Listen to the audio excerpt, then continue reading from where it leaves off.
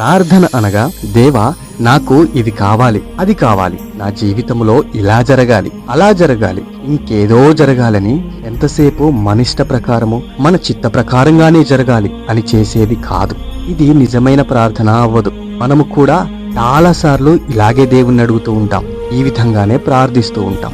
పైగా ఇదే నిజమైన ప్రార్థన అని భ్రమపడుతూ ఉంటాం. అయితే అసలు ప్రార్థన అంటే ఏమిటి? ప్రార్థన అనగా కేవలం దేవుని చిత్తము మాత్రమే నా జీవితంలో జరగాలి అని ప్రార్థించడం. సంపూర్ణముగా ఆయన చిత్తమునకు లోబడి పూర్ణ హృదయముతో ఆయన చిత్తమునకు, ఆయన అధికారమునకు నిన్ను నీవు అప్పగించుకొని, నా దేవా ఏది ఏమైనను సరే నా జీవితములో నీ చిత్తమును జరిగించండి, నీ చిత్తమైతేనే ఇది జరిగించండి అని ఎప్పుడైతే నీవు ప్రార్థిస్తావో అది నిజమైన ప్రార్థన అవుతుంది.